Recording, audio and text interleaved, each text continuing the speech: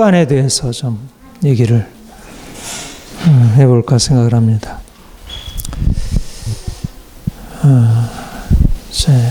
그 습관이라 그러면 우리가 매일매일 그렇게 살아가지만 별로 의식하지 않고 행하는 그런 삶의 방식들,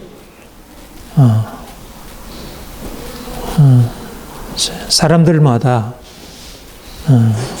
자기의 어떤 습관들이 있죠. 삶에 있어서 말하는 습관, 뭐 표정, 몸짓, 그리고 사람들과 관계하는 거.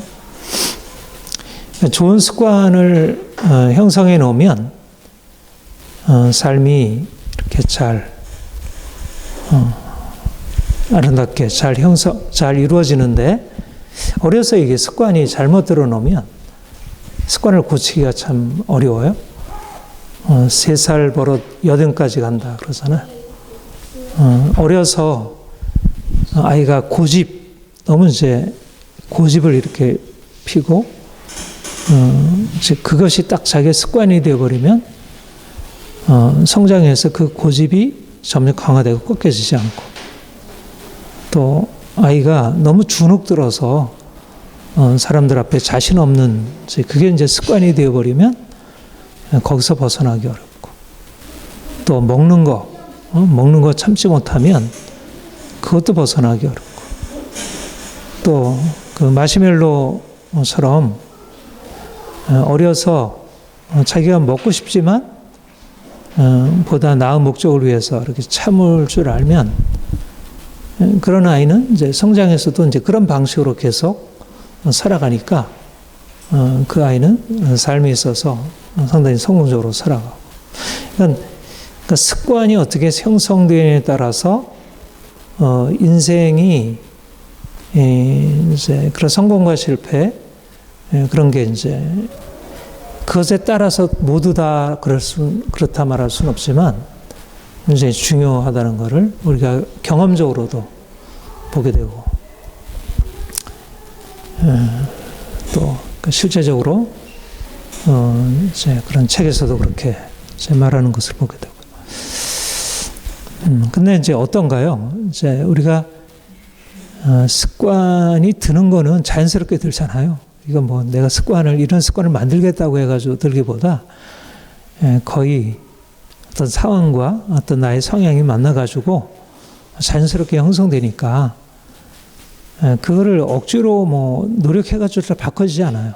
그래서 이제 오늘부터 뭐 내가 일찍 일어나는 걸 좀 습관해야겠다 해서 일찍 일어나서 뭐 운동하고 하는 거 뭐 며칠 하고 뭐 한두 달 가지만, 그 일종의 관성과 같아서 다시 습관이 옛 습관으로 돌아가고, 그러니까 잘 안 고쳐져요.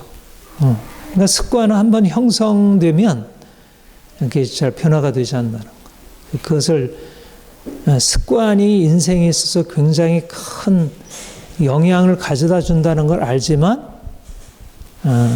그러나 그것을 고치기는 쉽지 않다는 것. 이제 서양 격언의 그런 얘기, 우리가 생각의 씨앗을 뿌리면 행동의 열매를 맺고, 행동의 씨앗을 뿌리면 습관의 열매를 맺고, 습관의 씨앗은 성품을 얻고, 성품은 우리의 운명을 결정한다. 그러니까 습관이 우리의 운명을 결정하는데, 사실 그 좋은 습관을 만드는 게 쉽지 않습니다. 그 스티븐 코비의 성공하는 사람들의 7가지 습관이라는 아주 이제 오늘의 경영학에 있어서 아주 중요한 원리, 그리고 일반 자기계발서에서도 핵심적인, 저도 그 책을 여러 번 이제 읽고 그것을 이제 마음에 두고 있고, 그 책이 참 좋다는 생각을 해요. 그러니까 원 제목은 성공하는 사람이라는 말이 effective people, effective, 그러니까 효과적인 그 삶의 어떤 성과, 결실을 맺는 사람들은 어떠하냐? 좋은 습관을 형성한 사람들이다. 그래서 이제 이러이러한 7가지 습관, 이제 스티븐 카비가 자기의 경험을 통해서 또 여러 자기 연구를 통해서 이러이러한 습관을 들이면 인생이 보다 좋은 열매를 맺는 가정에서 부부관계, 자녀들과의 관계, 또 직장에서 상사와의 관계, 부하 직원들과의 관계, 그리고 직장의 경영 이런 데 있어서 아주 성공적인, 효율적인 그런 경영을 할 수 있다. 그러니까 개인마다 자기의 삶을 경영하고 가정을 경영하고 이제 회사를 경영하고 국가를 경영하는 거, 우리의 뭐 그렇게 의식적으로 하지 않아도 이제 그런 것이 이제 굉장히 중요한데 거기에 중요한 원리들이 있다. 그래서 그 원리에 따라서 습관을 이제 좋은 습관을 형성해야 한다. 우리가 이제 경험적으로 동의가 되는 것이고요. 또 실질적으로 이제 그렇게 좋은 습관을 형성해서 간 사람들이 이제 그 실제적인 삶에 좋은 열매들을 거두는 걸 보고 우리도 그렇게 해야겠다. 이제 그런 생각을 때때로 하게 되죠. 근데 이제 두 가지 문제가 있는데 하나는 우리 신앙적으로 볼 때 우리 이제 그리스도인들은 그게 우리에게 어떤 결과를 가져오느냐 보다 뭐 꽝 잡는 게 매이지. 꽝을 잡을 수 있으면 그게 이제 다지 뭐 거기에 무슨 그러니까 그런 어떤 결과 그 자체가 우리의 궁극적인 판단 기준이 아니고 우리는 이게 하나님의 뜻에 부합하냐. 그러니까 성경에서도 좋은 습관을 들여서 우리로 하여금 성공적인 인생을 살도록 그렇게 말씀하고 있는가? 아니면 단지 우리가 세상을 살아가는 데 있어서 하나의 처세, 또 세상에서 어떤 성공을 위한 방법론인가?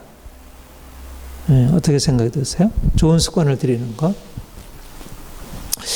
저는 오늘 여러분들에게 이제 스티븐 커비가 인생의 어떤 좋은 결과를 기대한다면 좋은 습관을 들여야 한다. 이제 그런 경영학적인 삶의 원리를 제시한 것에 대해서 이게 신앙적으로도 뭐 거기에 내용이 그대로 다 우리에게 적용되는 건 아니지만 적어도 그 원리, 좋은 습관을 형성하면 인생이 성공적일 수 있다. 습관을 씨앗을 뿌리면 성품을 얻고 성품을 얻으면 인생의 운명을 결정짓게 된다는 이 원리를 우리도 적용할 수 있다. 그렇게 생각을 하고 그래서 여러분들이 그것을 좀 말씀을 드리려고 해요. 우리가 이제 요즘에 계속 이제 이렇게 말씀 상고하는 것은 하나님이 우리 인생에 대해서 가지신 계획, 놀라운 계획이에요. 우리가 주님을 믿는다는 것은 하나님이 우리 인생에 정해놓으신 그 놀라운 목적, 비전, 꿈.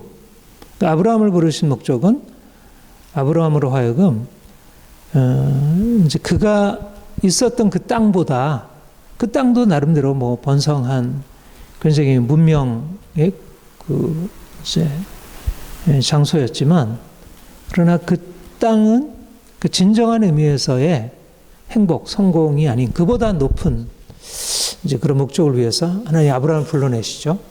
그래서 그에게 이제 그런 비전을 주셔요. 내가 너로 큰 민족을 이루고 내게 복을 주는 내 이름을 창대케 하리라. 너는 복이 되리라. 이렇게 말씀하시고 이제 그 인생을 이끌어 갔어요.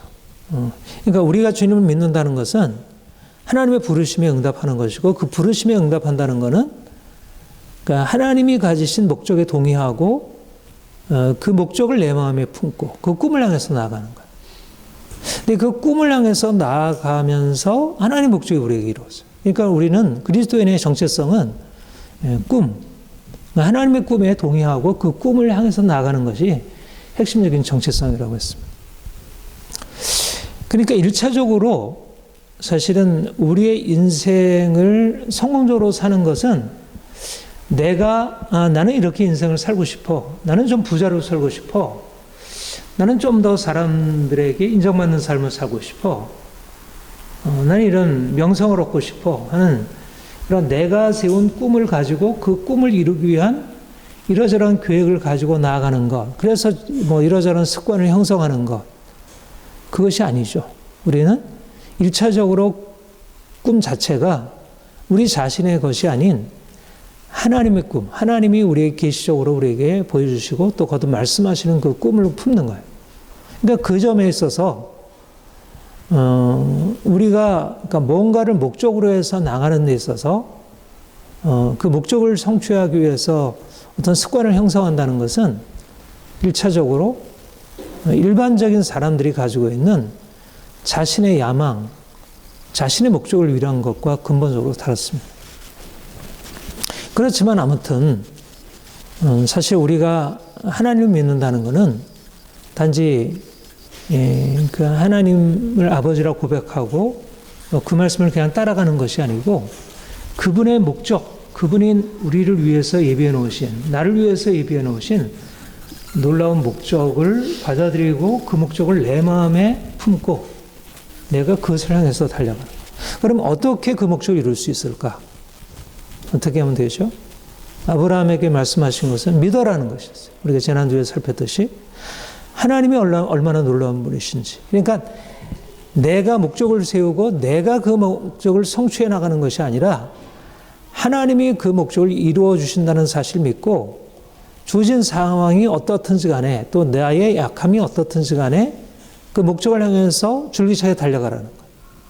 그러니까 그런 면에서 하나님의 목적을 추구하는 것과 우리가 우리 자신의 목적을 추구하는 것은 근본적으로 베이스가 다르고 원리가 달라요.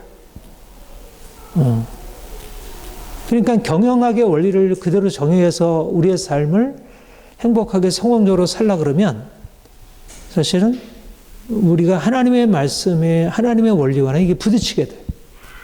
그러니까 이게 단지 이런 삶에 분명히 성공을 거둔다는 것에 대해서 우리가 동의를 한다 그래도 우리가 꼭 그렇게 해야 되는지에 대해서 의문을 갖는 게 마땅해요. 그래서 그 옥성호라는 그 오카라 목사님 아들 그분이 뭐 심리학에 물든 기독교, 부족한 기독교, 경영학에 마케팅에 물든 부족한 기독교. 그러니까 마케팅, 경영학적인 비법으로 해서 인생을 성공적으로 살아가는 것에 대해서 그리스도인들하고 하면 그대로 동의하면 안 되고 거기에 대해서 마땅히 의문을 제기해야 한다.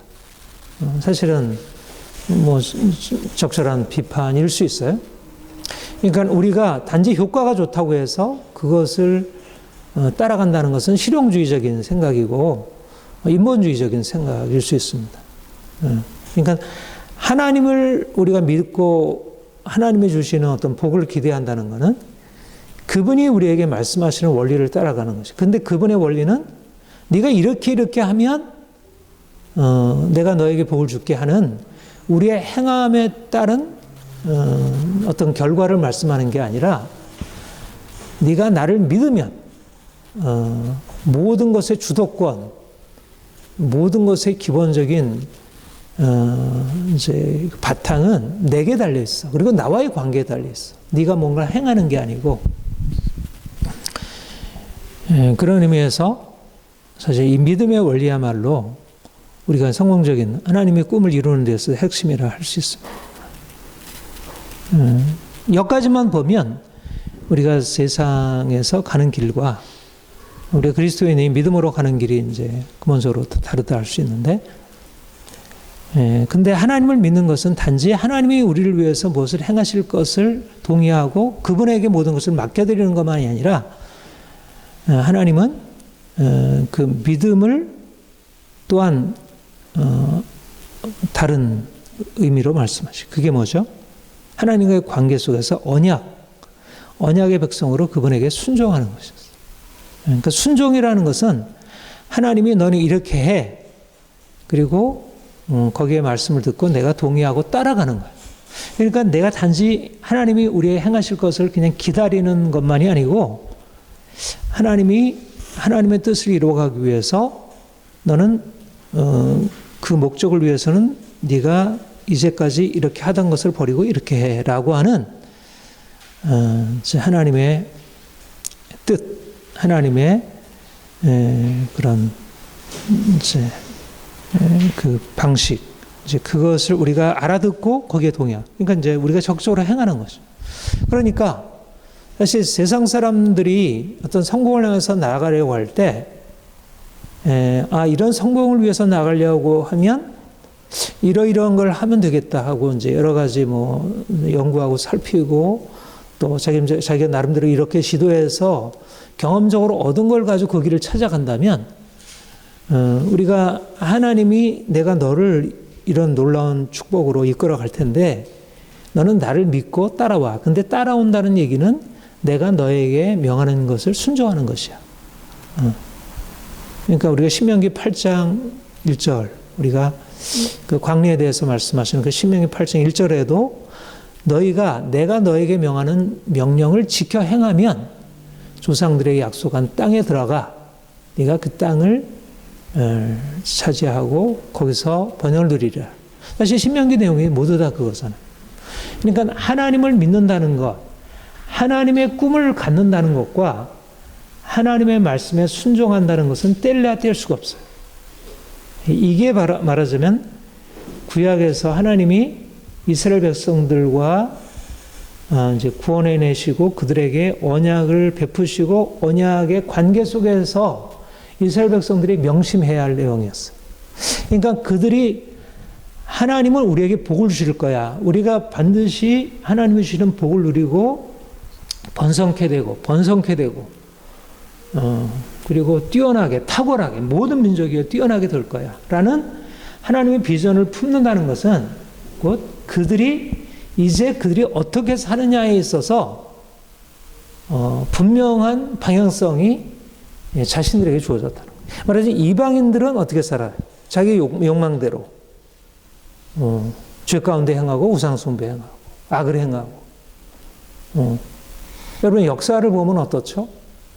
저도 요즘 그 사기열전, 춘추 삼국 시대 이후에 한 무제까지의 그 역사를 동영상 강의도 듣고 또 책도 읽고 하는데, 인간의 역사라는 것은 그야말로 내가 잘 되기 위해서 다른 사람들을 죽이고, 그게 기본을 이루고 있어요.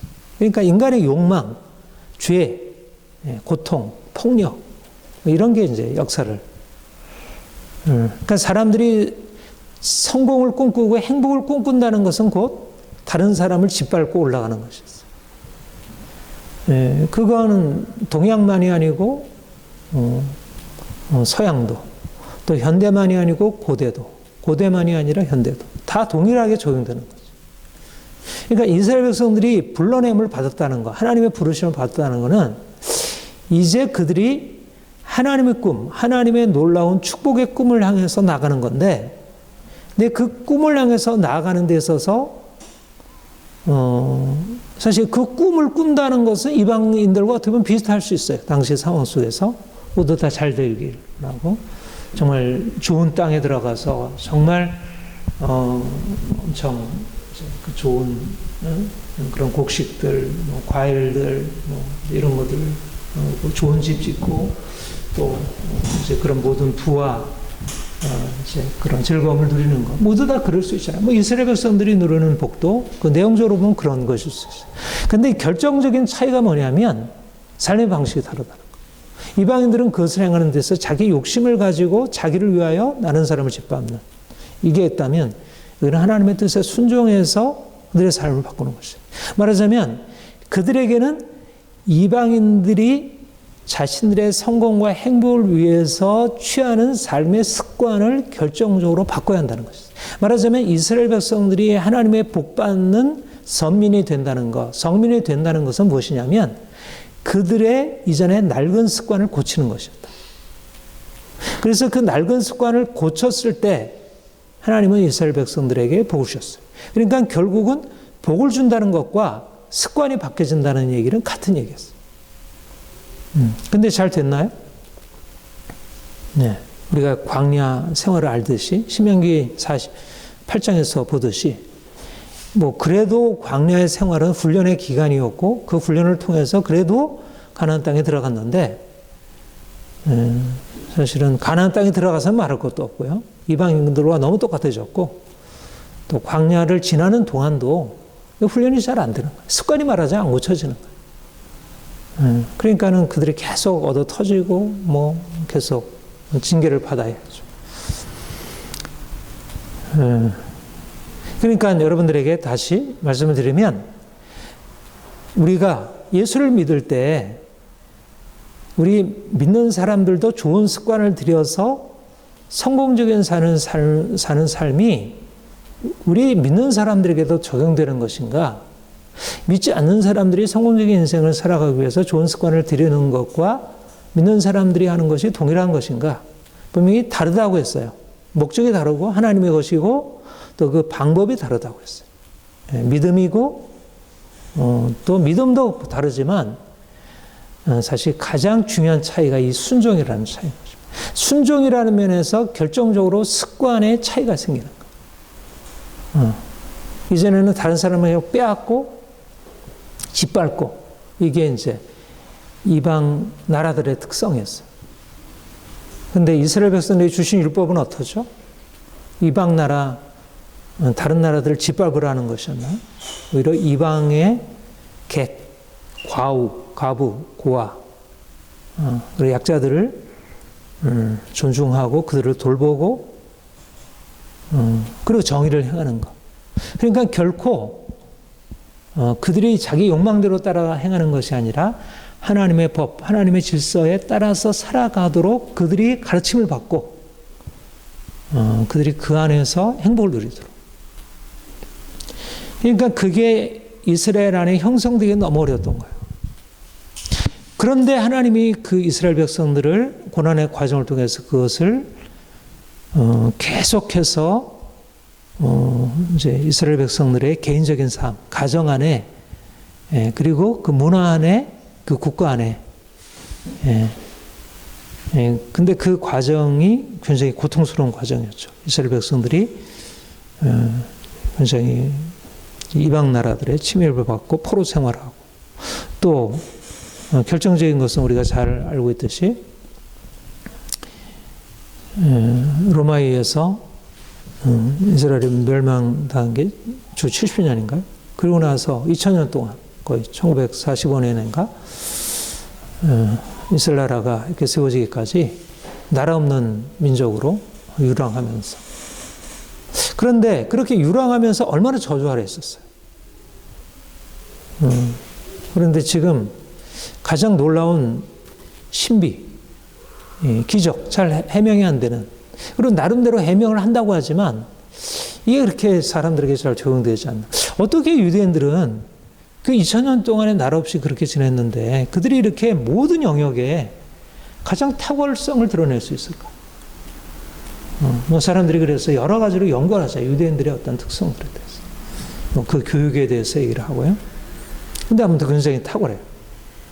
그게 근원이 뭐였냐면 바로 습관을 바꿨다는 것입니다. 그러니까 하나님이 자기 백성들을 세우셔서 하신 일이 뭐냐면 그야말로 보통 사람들이 가지고 있는 그 천성적인 이기적인 그 욕망에 따르는 삶을 깨뜨리고 하나님의 법, 하나님의 질서에 순종하는 삶을 그들에게 가르치시고 그들이 그것을 체득하도록 그 삶을 이끌어 가신 거예요. 그게 유대인들이에요. 그러니까 하나님이 현실적으로 증명해 내신 거예요. 이건 놀라운 신비예요. 사실 유대인들은 제가 이렇게 저는 이제 철학을 하고 뭐 심리학이나 정신분석 이런 걸 해보면 유대인 출신 학자들은 뭔가 달라요. 진짜 달라요. 뭐 현실적으로 드러난 것도 그렇지만 저는 제가 뭐 그 철학 분야에 있어서 뭐 프랑크푸르트 학파, 뭐 마르크스, 뭐 또 정신분석의 뭐 프로이트, 뭐 에릭 프롬, 뭐 아브라함 헤셰, 뭐 한나 아렌트, 너무나 많은 유대인 학자들, 뭐 예술가들, 뭐 얼마나 많아요. 특별히 이제 법, 뭐. 근데 정말 그 탁월한 남다른 것이 있어요. 그러니까 근데 그게 어떻게 되냐면 그야말로 민족 안에 어떤 민족적인 습관, 그걸 이제 문화라 할 수 있는 거예요. 습관, 개인적인 습관을 조금 더 넓은 범위로 말하자면 문화라 할 수 있어요. 그러니까 그런 문화, 좋은 문화가 형성된 거죠. 그러니까 그 문화가 계속 전승되면서 어려서부터 그 문화를 익히는 거예요. 어려서부터 사랑받는 것, 사랑하는 것, 다른 사람 베푸는 것, 정의를 향하는 거짓말하지 않은 것, 성실한 것. 그러니까 예를 들면 워렌 버핏, 제가 이제 워렌 버핏에 대해서도 워렌 버핏도 유대인들이고요. 그러니까 이제 부자들 그들 보면 어려서부터 그 아주 체득적으로 정직한 거, 성실하게 하는 거, 그러니까 아주 그 습관, 좋은 습관을 들이는 게 아주 딱 되어 있다는 거. 그러니까 우리가 주님을 믿으면서 하나님이 우리에게 놀라운 꿈이야. 내가 모든 민족에 너를 탁월하게 하겠다. 내가 너를 탁월한 이름으로 너희에게 허락하겠다. 그랬을 때 그게 공허한 말이 아니라는 거예요. 그게 공허한 것이 아니고 실제로 그렇게 한다. 근데 이제 그렇게 되려면 중요한 조건이 있는데, 그러나 하나님이 우리를 이끌어 가시는 그런 방식을 따라가는 것이고 그것을 통해서 우리에게 좋은 습관이 형성되는 것이라 이렇게 할 수 있습니다. 그래서 저는 저와 여러분이 이제까지 이제 형성했던 어떻게 보면 그 베드로전서 1장에 보면 그런 말씀이 있잖아요. 조상 대대로 내려온 망령된 행실을 이제 벗고 이제 우리가 이제 새로운 삶으로 들어가는 거.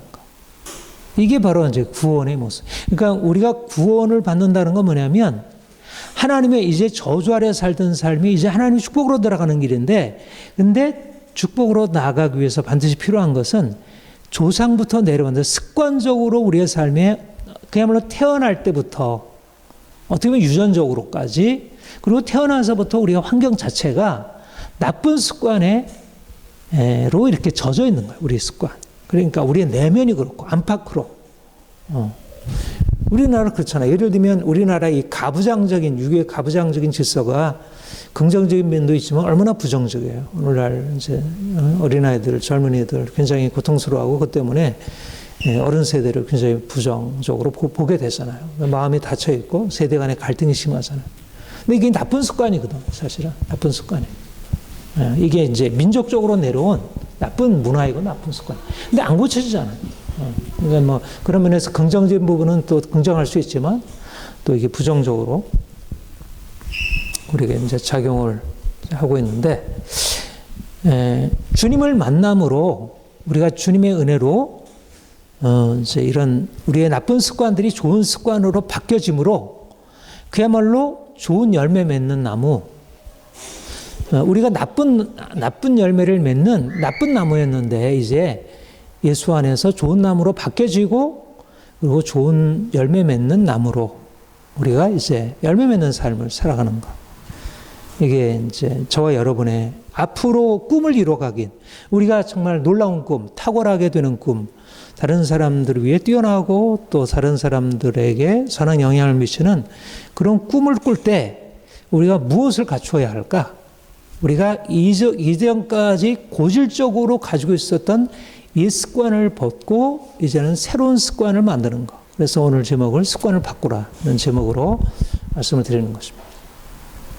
근데 어떻게 우리가 이 습관에서 벗어나서 새로운 습관이 될 수 있을까?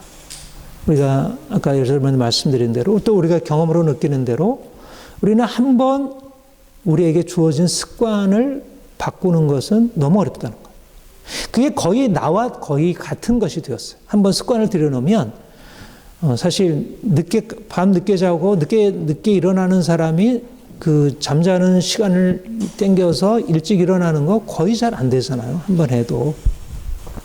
그리고 막 이제 사람들을 비난하고 욕하고 막 분노하는 사람이 그런 거 안 하고 이제 좀 더 이렇게 온유하고 겸손하고 사람들을 인정하는 게 잘 안 되잖아요. 이기적이고 자기 것만 이렇게 챙기고 그런 사람이 조금이라도 그걸 내려놓고 좀 다른 사람에게 양보하고 이게 잘 안 되잖아요. 그렇죠?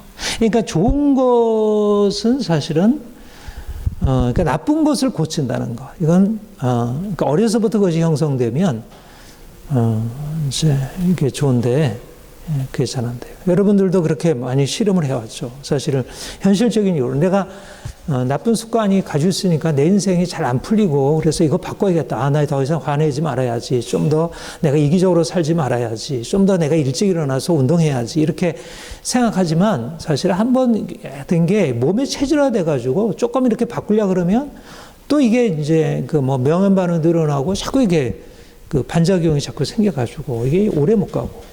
그러니까 아예 나는 여기에 그냥 머물러 살아야지. 뭐 이렇게 되죠. 근데 이제 제가 여러분들에게 그러니까 주님이 우리에게 그렇게 비전을 주시고 그냥 안 된다고 그냥 머물러 있으라고 하시진 않았을 거 아니에요. 그 성경의 원리가 있고 우리 이제 성경의 원리를 이제 붙들고 그 원리를 가지고 우리가 적용해서 유대인들이 마치 처음에는 안 됐는데 처음에는 유상숭배하는 이방인들과 똑같이 했잖아요. 그런데 그들이 어떻든 하나님의 이런 이제 훈련의 과정을 통해서 그들의 민족성이 변하고 그래가지고 그들이 축복받는 나라가 된 것처럼 우리도 그리스도인들은 사실 유대인보다 더 탁월한 거잖아요. 우리는 하나님의 아들이 오셨는데 그러니까 우리는 더 탁월한 아브라함의 자손으로 그 축복을 누릴 수 있어야겠죠. 무엇일까요? 이제 가장 중요한 게 뭐냐면 아까도 말씀드린 대로 사실 우리가 하나님의 비전 안으로 들어가려면 하나님의 말씀을 잘 들어야 돼요.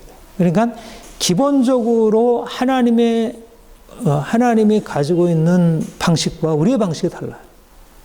그러니까 우리는 경험으로부터 출발해요. 그러니까 성공하는 사람들이 6가지 습관은 경험적으로 동의가 돼요. 뭐 경험을 가지고 다 이제 이런 습관이 있었는데 이렇게 바꿨더니 이런 결과. 그 스티븐 커비 그 아들 딸에게 그 적용해가지고 아들에게 자기 잘못된 습관으로 막 아들을 누르고 뭐 이랬는데 아들의 이런 것 딸의 이런 것들을 이렇게 긍정해줬더니 이렇게 바뀌어져서 너무 가정이 행복하게 되었다. 뭐 그리고 이제 어떤 기업의 부하와 이제 그 상사 부하 공간에 이렇게 잘못된 습관이 형성돼서 회사가 막 이게 어려워졌는데 근데 거기에 이제 이렇게 습관을 바꿨더니 이렇게 좋아졌다. 뭐 이런 얘기들을 이제 많이 해요. 경험적으로 보면 그런 게 동기가 되잖아요. 근데 문제는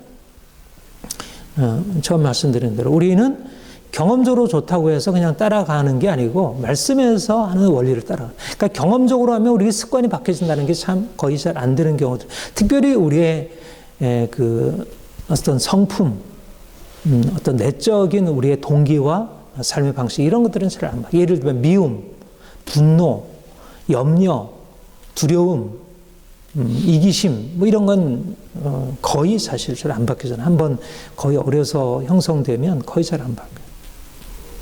근데 우리가 하나님 말씀에 귀를 기울여야 하는데 이게 바뀔 수 있다는 것입니다. 왜 그렇죠? 하나님이 예수 그리스도 안에서 새로운 일을 하셨다는 거예요. 예수님이 이 땅에 오신 것은 말하자면 우리의 습관을 바꾸기 위한 거예요. 우리가 안 되는 습관.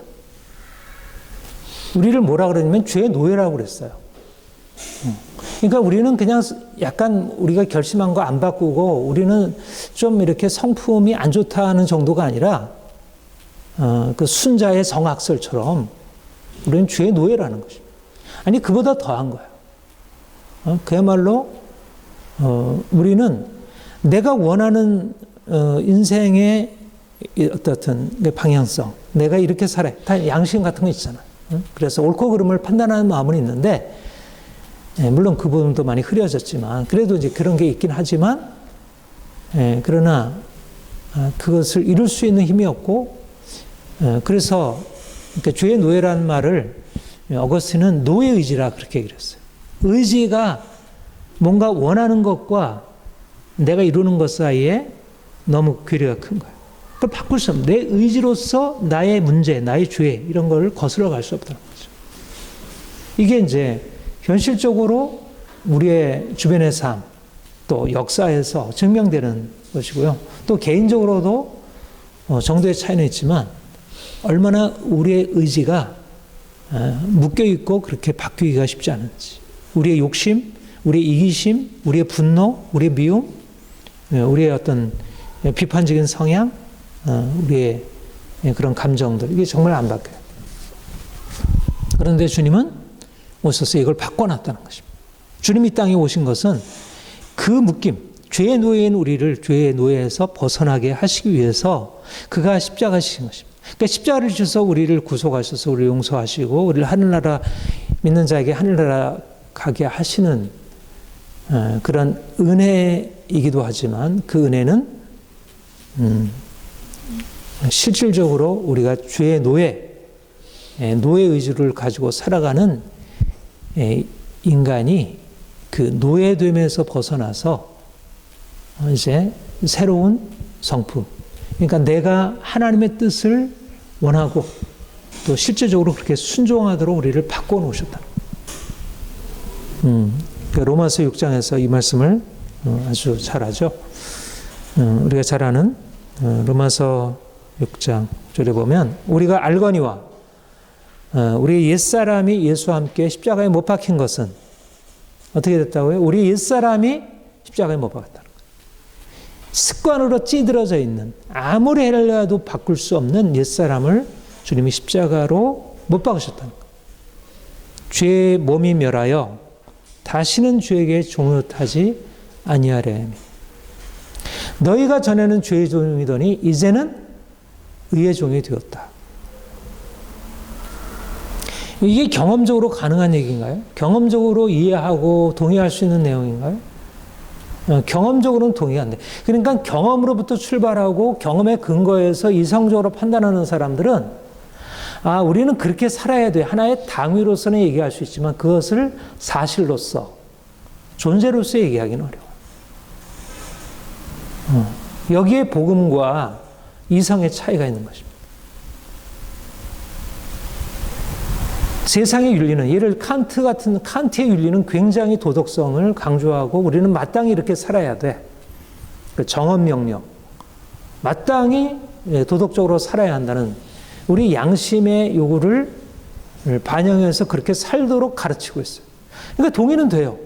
칸트의 그런 양심, 도덕성에 대한 그 가르침은 굉장히 우리에게 동의가 돼요.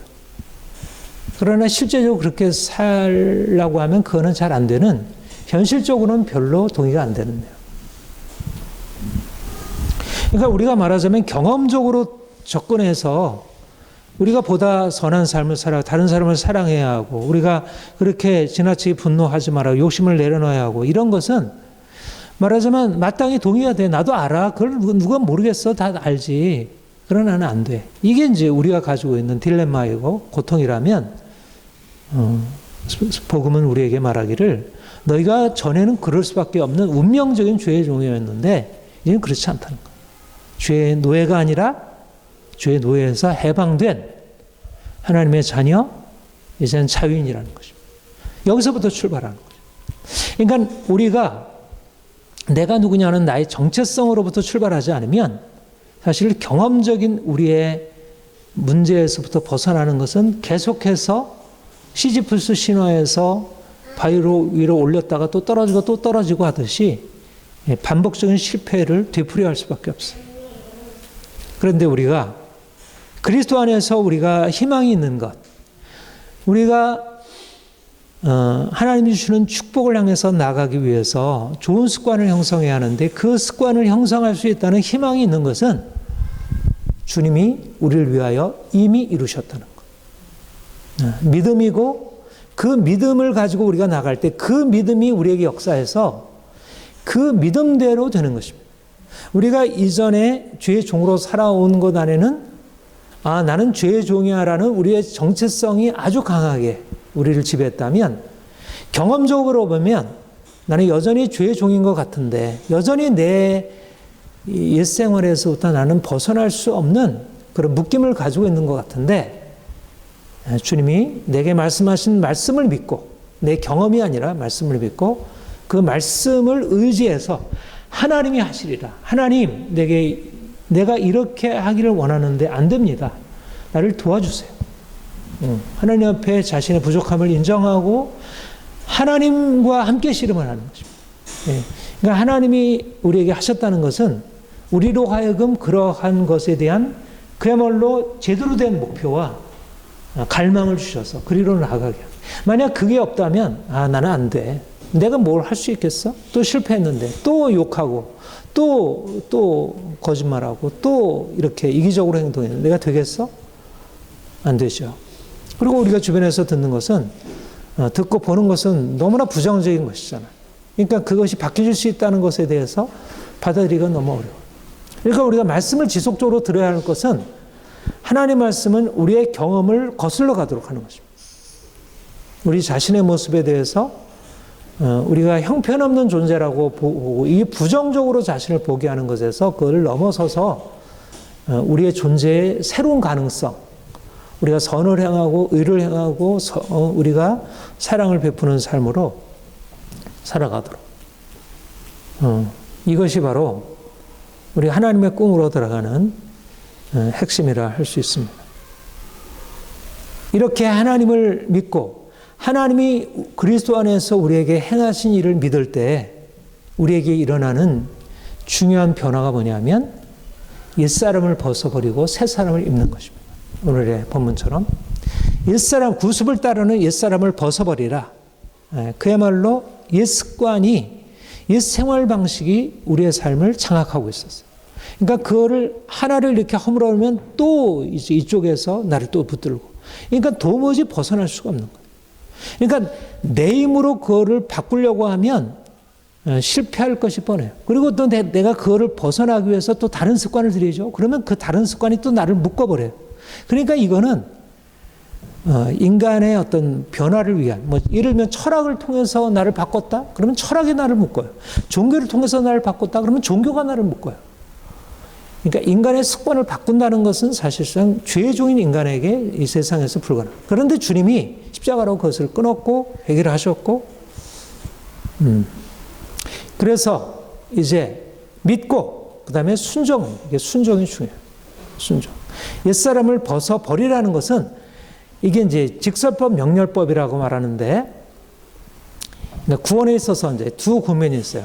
하나님이 행하신 것이 있고, 하나님이 행하신 것에 바탕을 두고 우리가 행할 것이 있어요. 이거를 이제 직설법. 하나님이 나를 죄에서 자유케 하지. 이게 직설법이고, 이제 내가 죄와 싸워서 승리의 삶을 살아가는 명령을 따라 행하 순종하는 것. 이게 명령법. 하나님의 명령, 하나님이 행하셨다는 직설법을 믿고 받아들이는 것과 내가 하나님이 내게 말씀하는 것을 따라 행하는 적극적으로 내가 의지를 가지고 우리의 삶을 바꿔 행하는 이게 능동적인 행위가 필요해요. 그러니까 우리가 믿음이라고 하는 것을 단지 수동적으로 하나님이 행하셨던 것을 믿고 거기서 그냥 멈춰버리는 데서 우리의 또한 실패가 있어요. 그러니까 믿지 않고 열심히 인간적으로 행하는 것도 문제지만 하나님이 우리를 위해서 행하셨다는 것을 믿고 그 다음에 이제 하나님이 하셨으니까 내 인생은 바뀌어지겠지. 근데 안 바뀌죠.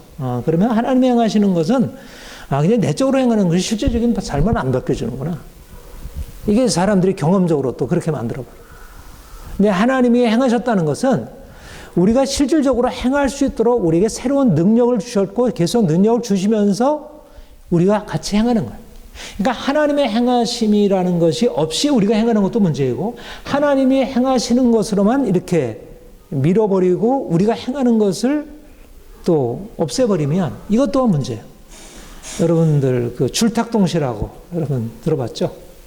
병아리가 이제 부화가 되어서 이제 알에서 깨어나오려고 할 때 바깥에서 어미 닭이 바깥에서 그 계란을 쫀다 그러잖아요. 그러면 안에서도 병아리가 같이 쫀다는 거죠. 그러니까 병아리가 쫓는 것만 가지고도 안 되고 바깥에서 어미닭이 다 쪼아줘도 안 돼요. 왜 하나님이 우리가 적극적으로 행하는 것을 필요로 하실까요? 하나님이 능력이 없어서 부족해서 그렇게 하는가요? 그렇게 해야 우리가 온전하게 되는 것이죠. 우리가 말하자면 우리의 옛습관, 우리가 우리의 고집대로 행하던 것을 이제 우리가 하나님의 말씀에 순종하여 행하는, 그러니까 전에도 내 의지를 가지고 행했다면 이제는 적극적으로 내가 의지를 사용해서 말씀에 순종하는 것을 선택하고, 히브리서 12장에 뭐라고 말씀하죠? 죄와 싸우되 어떻게 싸우라? 죽기까지 피 흘리며 싸우라는 거예요. 피 흘리며. 그러니까 능동적인 의지와 능동적인 행함의 노력이 없이는 사실 삶의 변화는 이루어지잖아. 그러니까 근데 우리 개신교 그리스도인들에게 있어서 가장 부족한 점이 뭐냐면 하나님을 믿는다고 하면서 자기가 스스로 자신의 삶을 바꾸려고 하는 적극적인 실천과 노력이 없어요. 캐톨릭은 적극적으로 노력하면 하나님의 복 주신다. 하나님이 하신다 하는 이 공로 사상 때문에 그들은 어떻든 적극적으로 노력할 것에 대해서 많이 하니까 그러니까 행함에 대해서 뭔가 이제 그런 생각을 갖고 있는데 그리스도는 하나님의 은혜를 받았으니까 우리는 이제 우리의 행함은 중요한 게 아니야. 이런 식으로 해서 자신의 삶을 바꾸려고 하잖아요. 그러니까 순종이라는 게 빠진 믿음이 되어버렸어. 행함 없는 믿음이 된 것입니다. 행함 없는 믿음은 죽은 것이라고 했죠. 그러니까 야고보서에서 경계하고 있는 그 믿음으로 전락한 거예요. 그러니까 신명기 8장 1절에서 말씀하고 있는 너희가 내가 너에게 명하는 명령을 지켜 행하면 내가 조상들에게 맹세하고 약속한 땅에 너희가 들어가서 그 땅을 차지하고 복을 누리라. 그 말씀이 이루어지지 않는 것입니다. 순종하지 않으니까. 그러니까 하나님이 약속하신 것은 있는데 내가 순종하지 않고 내 욕심대로 과거의 욕망대로 내 뜻대로 행해요. 내 감정이 나를 끌고 가고 있고 내 욕망이 나를 끌고 갔고 주의 사슬에서 벗어나지 않고 그냥 거기에 머물러 살고 있어요. 근데 어떻게 하나님이 우리 인생을 축복하시겠어요? 하나님의 일반 은총 안에서도 그거를 그렇게 정해놓으셨는데 안 되죠. 그런데 이제 주님이 우리 인생 안에 들어오셔서 이제 그리로 나가도록 우리에게 말씀하시고 또 실제적으로 그 능력을 주시고 우리는 노예의지가 아니라 자유의지를 가지고 실제적으로 우리의 삶을 바꿔가는 거죠. 그러니까 적극적인 실천과 노력이 필요해요. 그러니까 말씀을 늘 들어야 돼요. 하나님이 행하셨다는 약속의 말씀도 들었고 그 하나님이 행하셨다는 그 이미 이루신 사실도 복음도 듣고 또 복음에 따라서 행하라고 하는 말씀도 듣고 그러니까 여러분들이 말씀을 부지런히 읽고 순종하는 것. 근데 우리가 한 번의 행함으로 우리 인생이 바뀌잖아요. 그야말로 우리가 몇십 년 동안 어려서부터 형성된 건데 어떻게 한 번 순종했다고 해서 그게 바뀌겠어요. 내가 한 번 내가 아침에 일찍 일어나도 한 것이 매일매일 되풀이될 수 없잖아요. 그러니까 한 번 일찍 일어나는 게 어렵고 또 그 다음날 일찍 일어나는 게 어렵고 계속해서 일주일, 한 달, 두 달, 1년 그렇게 지속되면서 일찍 일어나는 게 습관화되면 그때는 그 다음부터는 쉬워요. 마찬가지로 내가 처음에는 막 화내고 막 이렇게 하던 사람이어서 그게 너무 자연스럽게 돼요. 그런데 내가 말씀에 순종해서 또 내가 화가 나면 또 내가 순종해서 내려놓고 또 화가 나면 또 순종해서 내려놓고 또 화가 나면 또 순종해서 내려놓고 이러면서 하다 보면 그게 내 습관이 되면서 내 인생 안에 이제 새로운 습관이 형성되기 시작하는 것입니다. 그러니까 그동안은 자동적으로 누군가 조금만 하면 또 화가 팍 일어나가지고 막 그냥 울거락불거락 하고 그걸 가지고 계속 생각하고 이랬는데 이제 거기서 벗어나서 그냥 말씀을 이렇게 계속 붙들어야죠. 말씀을 붙들고 그래서 말씀이 내 삶을 이끌어 가도록. 내가 이기적으로 이제까지 내 것만 챙기고 이랬는데 이제 하나씩 내 주변에 있는 사람들의 필요를 살피고 그들을 도우려고 하고 내가 이기적으로 행하는 것 아닌가, 내가 좀 너무 인색한 거 아닌가 이렇게 해서 사람들의 필요를 살피고 이런 식으로 중요한 것은 습관화되는 게 중요한 습관. 그러니까 새 사람을 입으라는 것은 한 번에 되는 일이 아니라 예수님께서 나를 십자가에 못 박아 하신 것은 단번에 이루어진 일이지만 내가 그분과 연합해서 계속 죽음으로 들어가고 새로운 삶으로 살아가는 것은 단번에 이루어지는 일이 아니라 매일매일 되풀이해야 돼요. 인내가 필요한 것이고 지속성이 필요한 것이 반복이 필요해요. 반복의 핵심이에요. 반복. 여러분들의 삶에 있어서 공부도 누가 공부를 잘하느냐 하면 반복하는 사람이에요.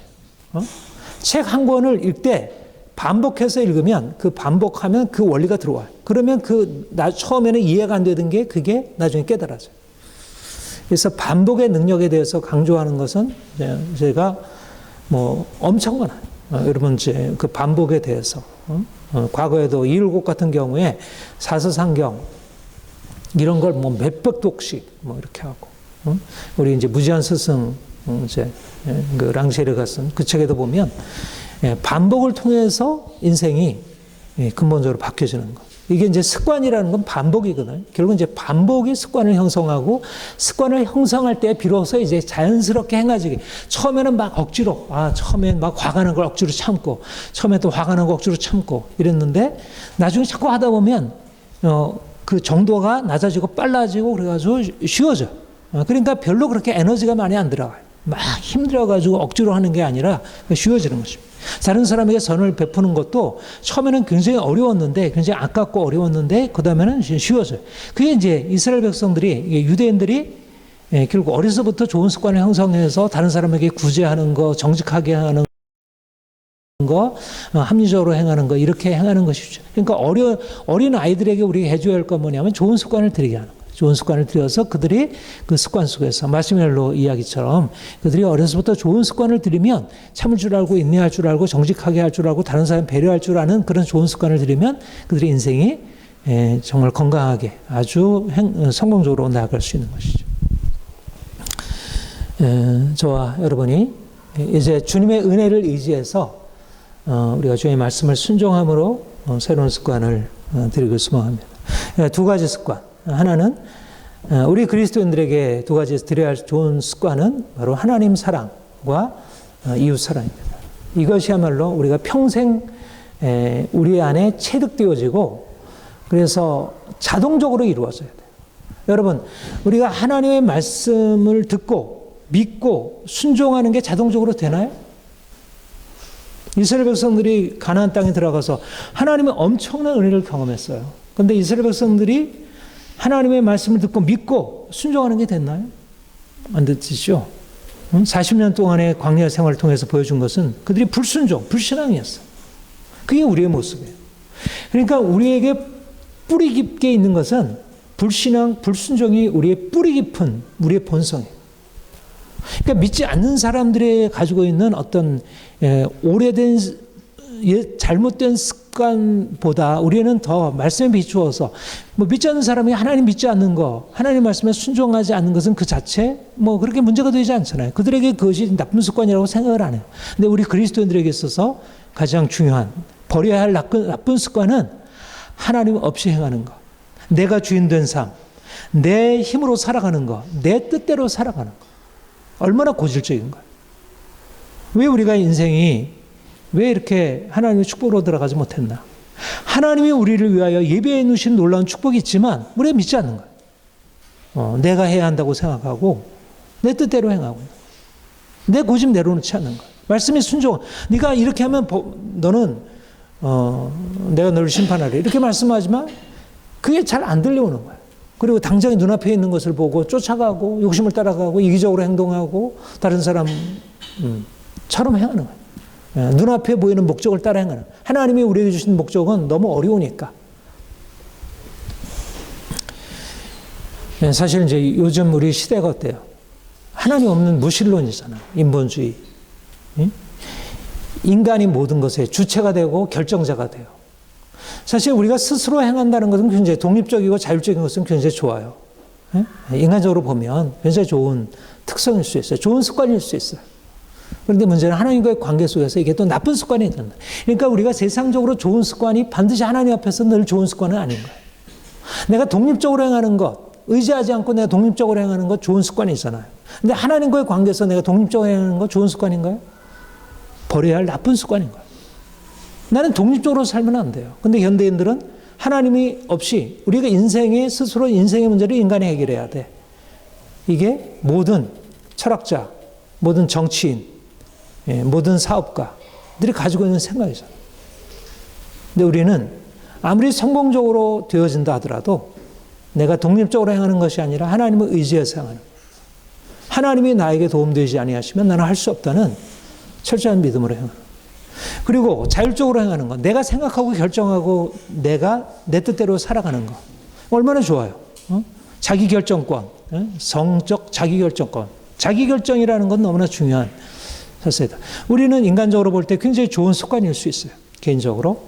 그런데 하나님과의 관계에서 내가 결정해야 할 것은 사람과의 관계 속에서 내가 스스로 결정해야 할 것들이 많이 있지만 하나님의 뜻까지도 내가 결정해서 안 된다는 거예요. 예? 예를 들어서 동성애에 대해서 우리가 반대하는 것은 그게 인간적으로 볼 때 그렇게 크게 문제가 없고 자기 결정에 대해서 우리가 존중해야 될 것 같은데 말씀이 아니라고 하니까 우리가 인생을 스스로 내가 결정하고 살아가는 것이 세상에서 오늘 가르치는 것인데 어떤 부분에 있어서 그게 굉장히 중요하지만 좋지만 하나님과 관계 속 하나님이 말씀하시는데 내 생각과 다를 때는 내 생각을 내려놓고 하나님 말씀에 따르는 것입니다. 그러니까 주님이 죽기까지 순종하신 것이죠. 얼마나 쉽지 않은 습관이에요. 그러니까 우리가 믿음으로 순종함으로 행한다는 것은 특별히 이 세상 속에서 하나님 없는 세상 속에서 너무나 어려운 습관인 것입니다. 믿음의 습관이 하나님을 사랑하는 것, 전심으로 사랑하라 그랬어요. 우리가 세상의 모든 것, 세상의 부, 성공, 인정, 나의 모든 시련, 그 모든 것을 다 하나님 사랑이라고 하는 절대적인 그런 그 목적 앞에 거기에 다 내려놓는 것입니다. 이것이 첫 번째 우리가 하나님을 사랑하면 어떻게 해요? 하나님 우리를 사랑하시고 우리에게 복을 주시죠. 하나님 사랑이 우리의 삶의 모든 것에 복의 근원이에요. 하나님을 사랑하는 것이야말로 하나님이 우리 인생의 모든 것의 근원이신데 우리가 그분을 사랑한다면 그분 안에서 나도 사랑할 수 있고 다른 사람들도 사랑할 수 있고 세상의 모든 것을 다 우리가 사랑하고 우리가 살아갈 수 있어요. 하나님 사랑이 우리에게 첫 번째 습관이 되고 이제 두 번째 우리가 이웃 사랑. 그러니까 우리의 본성 사실 우리의 뿌리 깊은 본성이 뭐예요? 이기심입니다. 이기심, 자기중심성. 이기심, 자기중심이 다 나쁘진 않아요. 사실 뭐 어려서부터 우리가 이제 이렇게 삶을 살아가는 데 있어서 이기심, 자기중심성이 사실은 자기를 살게 하는 동력이 될 수 있어요. 그러나 우리가 이기심이나 자기중심성을 문제 삼는 것은 그게 우리가 가지고 있는 자연적인 본성을 넘어서서 다른 사람을 해하고 다른 사람을 짓밟고 내게 있는 것은 너무나 중요한데 다른 사람의 것은 나에게 관심이 없어요. 이게 너무나 오래된 습성이에요. 너무나 이기적으로 살아온 거. 그런데 주님이 우리에게 오셔서 우리에게 다른 종류의 사랑을 말씀하신 것입니다. 자기중심성에서 벗어날 수 있는 다른 그야말로 자기를 비우는 사랑, 하나님의 사랑, 나 같은 죄인을 정말 사랑받을 수 없는 자를 사랑하신 그 사랑을 알게 하셨고 그것을 경험하게 하셨고 그 원수까지도 사랑하는 그 사랑을 우리에게 베푸셨어요. 그러니까 우리가 하나님의 사랑을 발견하면서 우리는 하나님을 사랑하고 되고 그 하나님이 가지신 사랑의 방식으로 우리가 살아가는 그것을 배우게 돼요. 그러니까 놀라운 것입니다. 우리가 하나님을 사랑하게 될 때 그분의 삶의 방식을 하나님의 삶의 방식, 예수님의 삶의 방식을 배우는 것입니다.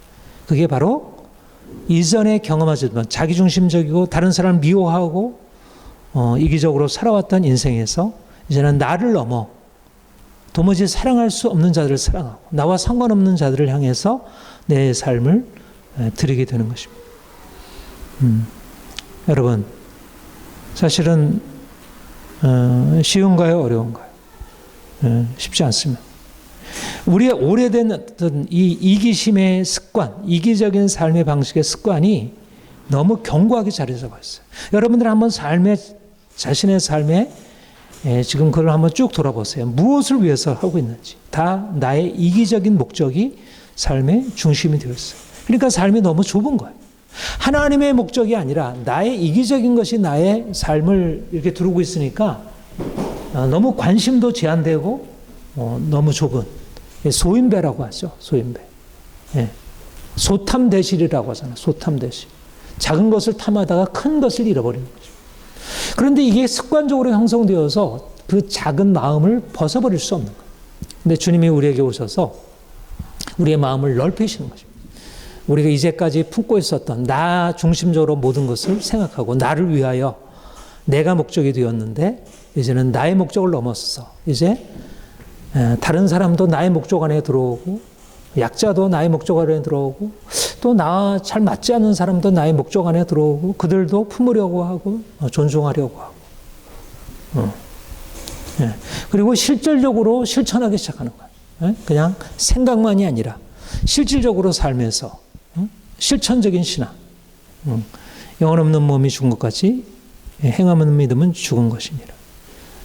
우리가 실질적으로 우리의 삶에 하나님을 믿는 믿음을 실질적인 행위로 나타내는 것.